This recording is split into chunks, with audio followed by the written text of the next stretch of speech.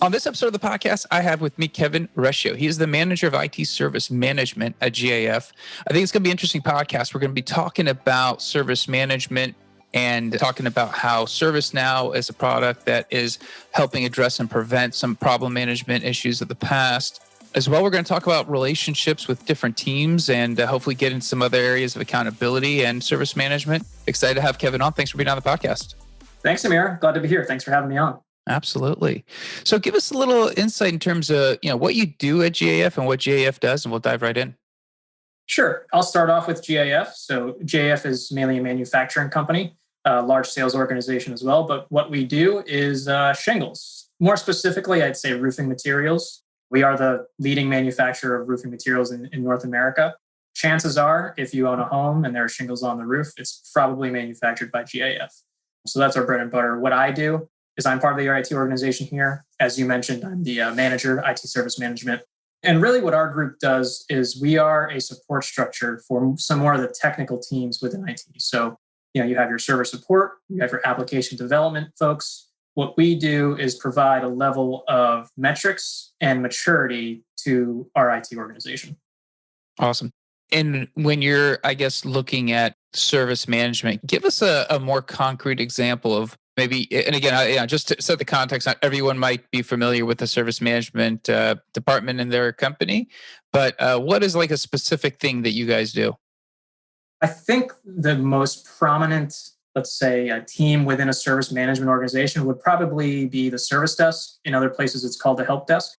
But really that frontline support of when any associate within your organization has some type of technical issue with their endpoint workstation, a PC or mobile phone.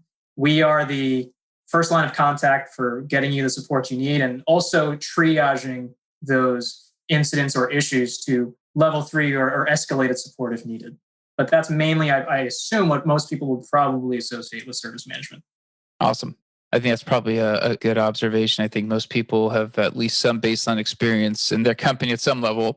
I guess when you're looking at your area of the world and you're looking at some of the problems, and I know we talked about relationships with other teams, and I think I want to maybe start there because I think that'll be a good segue into other topics. But as your team is kind of like that frontline triage, and you guys are obviously responsible for a lot of issues coming at you, how do you guys work like with other teams? Obviously, you guys are responsible for making sure things are running very smoothly for different aspects, but obviously you're also connected to a whole lot of teams that you're not a part of necessarily.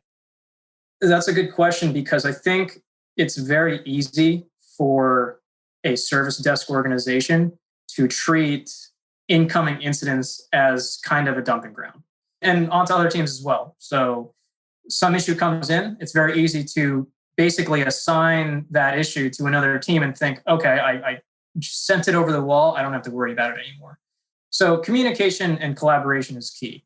Having expectations set on what can the service desk do in terms of entry-level support and what are the expectations if escalation is needed or if more technical expertise is needed. At what point is it acceptable to transfer some problem to a more technical team? That's kind of the key there. And obviously communication and collaboration is a big part of that. Absolutely.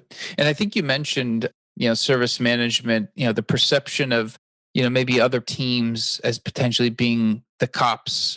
How does that typically play out? Maybe explain, how you see that playing out.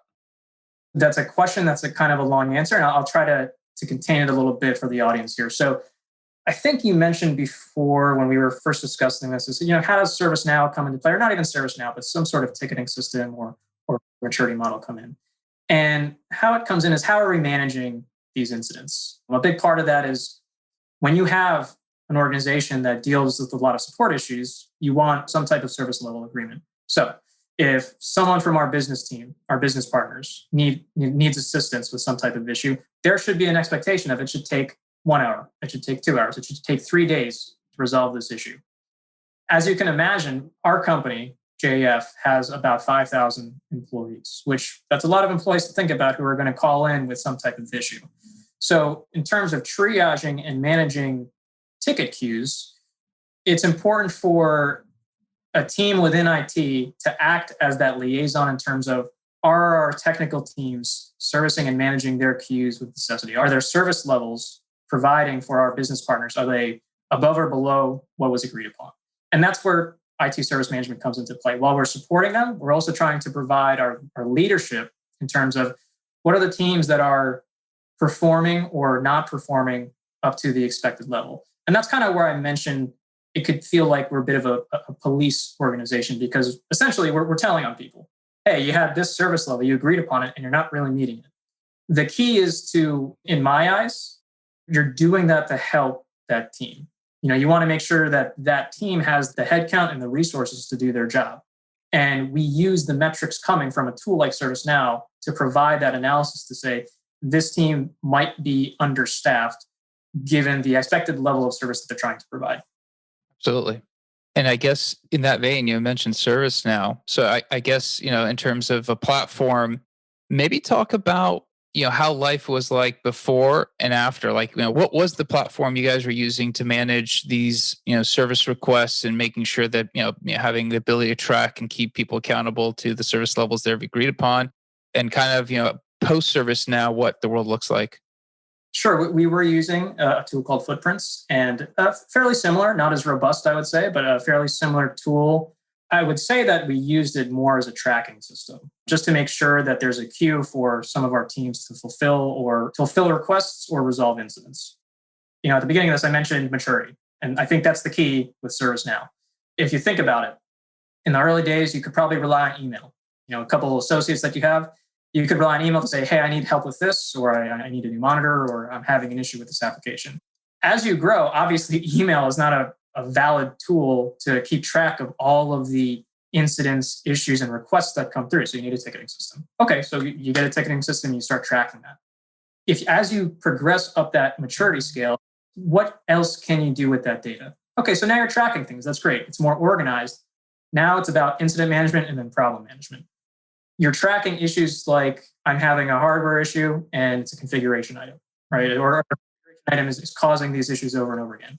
That's where problem management comes in. It gives you metrics to say, we're able to track these issues, and now we can see these issues keep happening over and over again. So what else can we do in terms of reducing that issue occurrence over time?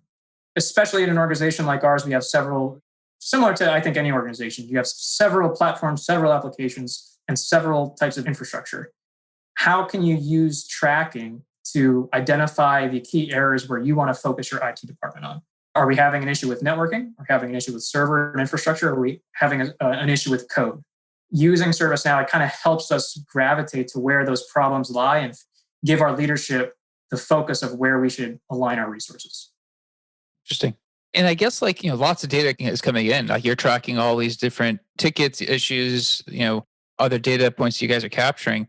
How does that translate, or how does maybe ServiceNow help translate to actually maybe getting ahead of some of the problems, right? So preventing some of the issues, that you're seeing consistency. How does that play out? I think the tool offers a lot of capability in terms of, and I think any tool can do this, but automation is something.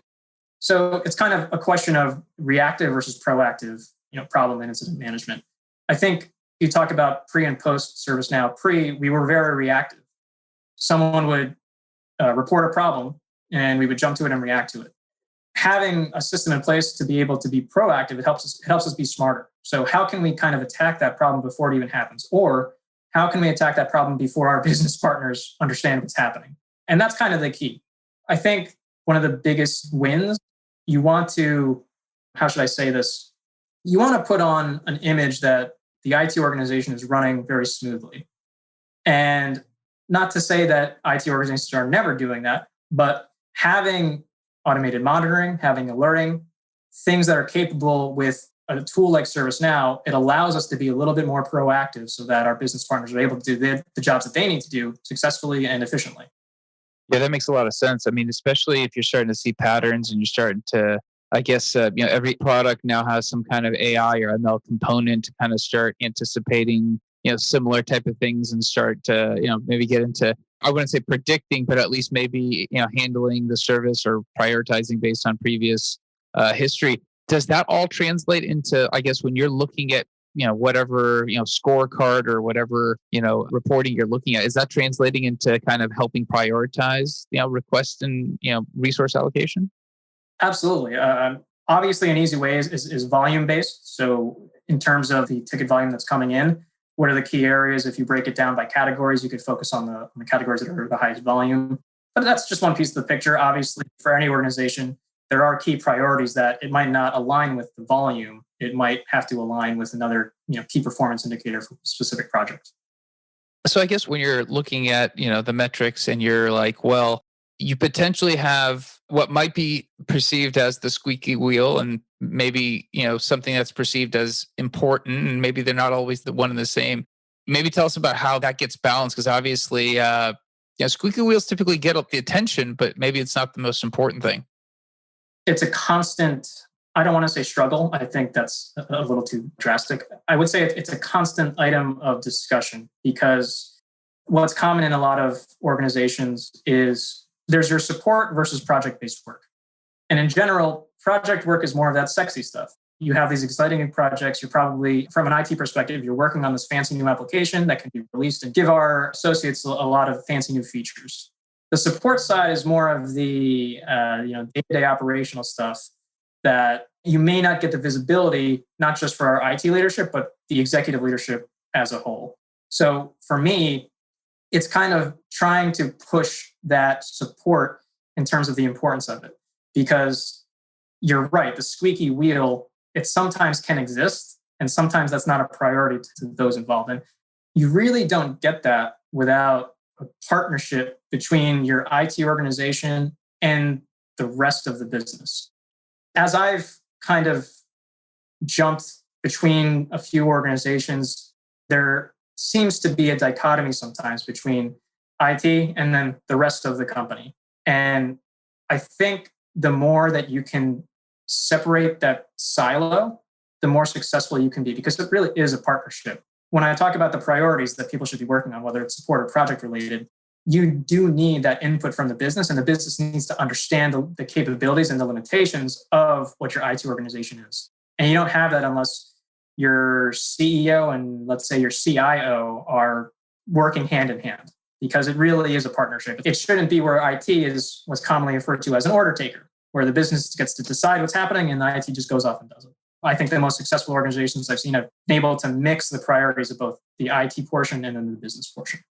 Yeah, absolutely. And I mean, with so many different SaaS systems that every company uses or could be APIs, I mean, there's just so much more than, let's say a decade ago, everything was on premise and you had a handle on the, couple of major systems. Now there's so many different integration points. When you look at your job and obviously you're catching all these issues that are coming in, to me, it seems like a pretty mission critical role because obviously, if one piece goes down and so I can't, you guys are a big manufacturing company, supply chain, like that could all disrupt a potential piece of the process that you need to get back up and running immediately. It's all about production. It's all about empowering the business to do what they do best, which is create shingles, manufacture the shingles, and sell the shingles, right? And obviously basing down our products, but at its core, that's essentially what it is. Sales is one of the most important parts of our organization. And not just the supply chain, but that's obviously, we have plants across the nation. So obviously supply chain is super important, but a hot term that's bandied about nowadays is digital transformation. And I think that could mean a lot of different things to different people. But for us, it is pretty clear. We're taking a sort of legacy or traditional selling model, which is not door to door, but having the physical product in your hand to say, this is what a shingle looks like. This is what it'll look like on your house. And especially nowadays with COVID and the pandemic going on, when you can't meet face to face with your customers, how do you emulate that sales experience virtually? Our sales organization is so used to being able to face with our contractor base, our homeowner base, and being able to show them in person, this is what a house could look like with our product. The digital transformation is us, is how do we empower the people who sell our product and promote our product over something like this, which would be a Zoom call or some sort of video conference call. So you can see that with a traditional selling model like that and trying to transform it digitally, there's so many more applications, so many more integrations, and it just increases the need for the ability to understand where our problems lie and the root cause. Absolutely. And I mean, I think now that you mentioned, people are working from home and whatnot, delivering services, where it used to be, however many offices or plants or, physical spaces you had, now you have, X times that, because obviously people are staying from home. So you have to deliver services at a lot more points of failure. Exactly right. And, we have the same mentality of, always on, always available. The customer experience is now digital. And here's the thing, we are not going to be compared to another competitor in terms of our digital transformation or our digital platform on how easy it is to obtain our product. And the reason for that is, quite frankly, in the traditional roofing industry, there really are no competitors. And so if we're trying to build a platform that is easy to use, intuitive, and is able to sell our product with efficiency and precision, we're not going to be compared to competitors. We're going to be compared to places like Facebook or Amazon. The ease of obtaining what you want, we're going to be compared to platforms like that. So that builds the pressure of offering that kind of experience.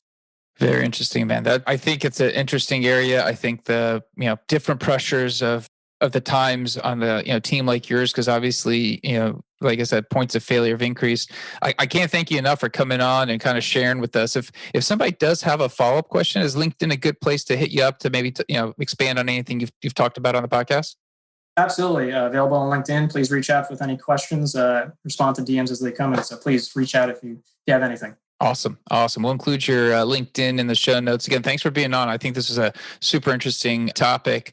And we'll be back again, hopefully tomorrow with a different episode and a different topic for y'all.